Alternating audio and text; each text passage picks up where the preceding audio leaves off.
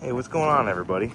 This video, I got this Swisher brand walk behind Weedwhacker for free. The guy said it's been sitting for like 3 years. It does start and starting fluid, so it has spark and it has compression, but it will not run on its own fuel. So if I had to guess, the needle valve in the carburetor is stuck, not letting any fuel into the carburetor.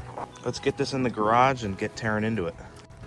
Okay, I know this isn't inside, but I'm just draining the fuel from this tank because you never want to work on your carburetor with a full tank and you got a full gas line full of fuel. Always make sure you're draining your fuel outside so the vapors aren't inside and cause issues. All right, now that we're inside and the gas is drained, let's dive into that carburetor. All right, so first things first, let's take this top cover off. It's gonna make things 10 times easier to work on.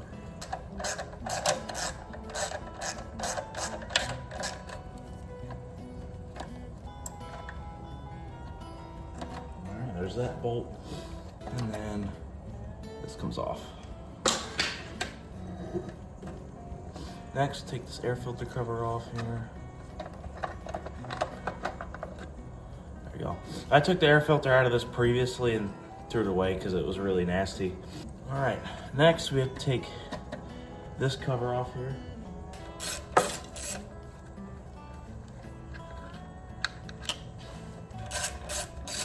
There we go. All right, and then this is disconnected here. The only thing that's left keeping it on is the breather hose, so just gently pull it off, and there you go. And here's your carburetor. So, as you guys can see, that thing does not look the best in there. So in order to remove this carburetor, there's this bolt down here, and that bolt, it's underneath the gas line. You see it right here. I have to remove those two. And then there's a linkage here.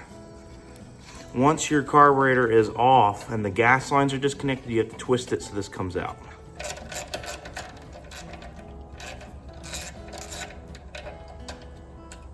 There's one.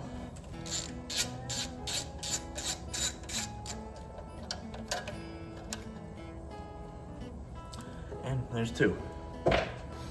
Now your carburetor should come off just like that.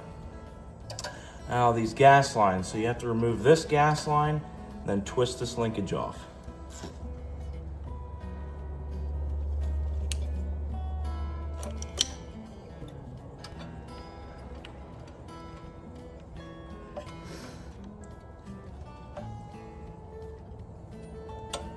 Oh, that's water. Yeah, that's water coming out of this gas line. There's water that got in this fuel line, or there's water in this tank. And now it went into the carburetor. I bet the inside of this carburetor looks awful.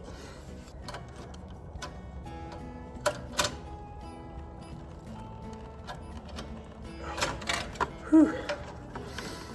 There we go. Yep, there's still a little bit in there. But wow, that was a pain to get off. All right, now let's get this disconnected here. So just slowly work its way down. You can see which way you have to twist. Boom, comes off just like that. And you can leave that spring on there. You do not need to take that spring off. Also, on here, a lot of times this O-ring will stick onto here, which mine actually has. Just like that. Make sure you collect that piece as well. All right, now let's get a closer look at this carburetor on the workbench. All right, we're now on the workbench, and as you can see in there, yeah, it's definitely pretty dirty. Next thing you're gonna wanna do is take off this bolt. This is just a 1/2-inch bolt. Wow. Yeah, I can't wait to see the inside of this thing. Whew. Oh, look at all the chunks that just flew out of it.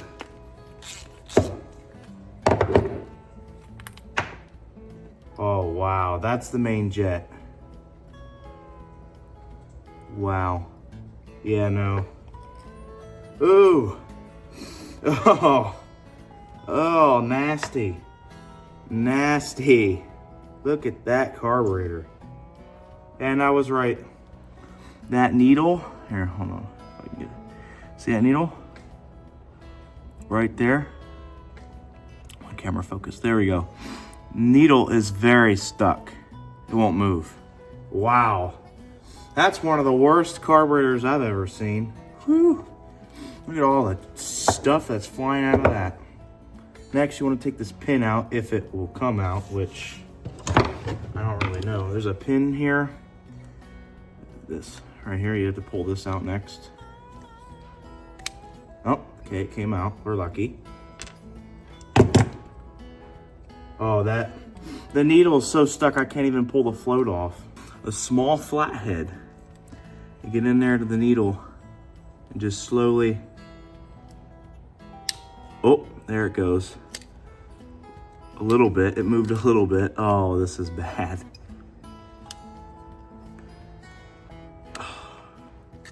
2,000 years later. That is crazy. Well, we might as well just throw it in the ultrasonic cleaner just like this, because it will not come out and I don't want to damage anything. Now you want to get this O-ring. A lot of times they save these. You can get these little sharp picks and then just pick at the bottom and look, comes right off. Just work your way around till it peels off. Yeah, that O-ring's fine. I'd honestly reuse that. But the rest of this, yeah, that's pretty bad. That's pretty bad. And then this gasket's okay too, but that main jet, yeah, no wonder it didn't run. Plus, I mean, there was no gas going into the carburetor in the first place. Because the way this works is, so this is how your carburetor sits, right? Look, so this, your needle's supposed to be all the way out, and then as the bowl fills up, it closes the needle and no gas comes in. But this needle is stuck and it will not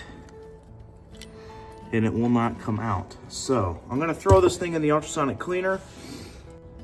I'm gonna let the water warm up first. So temperature, I usually do 60 degrees Celsius. Turn that on. Let's get our parts in the basket. If you don't have one of these, you can always get like a long cup and put everything in the long cup with hot soapy water and let it sit for hours. That works too. Carburetor going in, bowl going in. That's pretty much it. That's all we have to work with here. Now I'm going to stick this in the ultrasonic cleaner.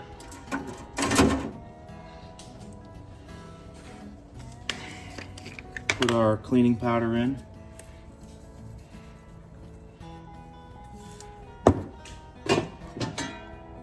I like to do 10 minutes.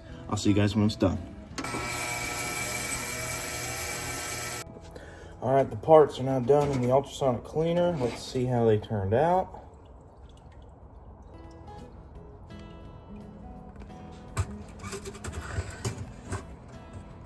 All right, so the carburetor actually looks pretty good, nice and shiny, but that needle is still stuck in there. The bowl looks perfectly fine now. And the main jet looks pretty good too. Cleaned up pretty nice. Oh, well, we didn't break it. Yeah. Wow, that needle is so stuck. Look at that thing. It's like glued in there. If I can remove the needle with pliers.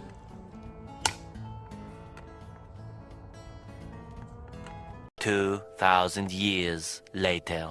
Well, the only other thing I can think of is putting this thing in the ultrasonic cleaner for another, I don't know, another 10 minutes. We'll throw everything back in there. All right, I'm gonna throw this in for another 10 minutes and I'll see you guys then.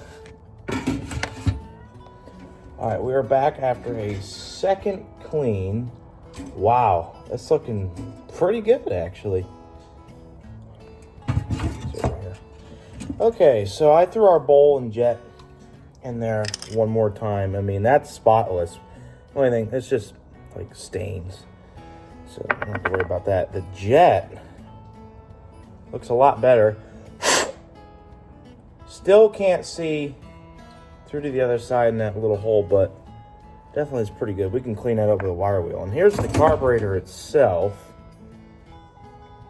which is, well, it's still pretty corroded in there, but it's getting to the point where it's starting to take off the aluminum finish inside, and that's typically when you stop. If I can't get this needle out, then I'm just going to buy a new carburetor, because I'm going to end up breaking it if I have to use like some really big pliers or a really big screwdriver. With a punch or a little flathead and a little hammer. This is probably when it's going to break. Yeah, that's what I was afraid of. It just bent. Alright guys, I'm going to admit defeat. That thing is bent and it is not coming out.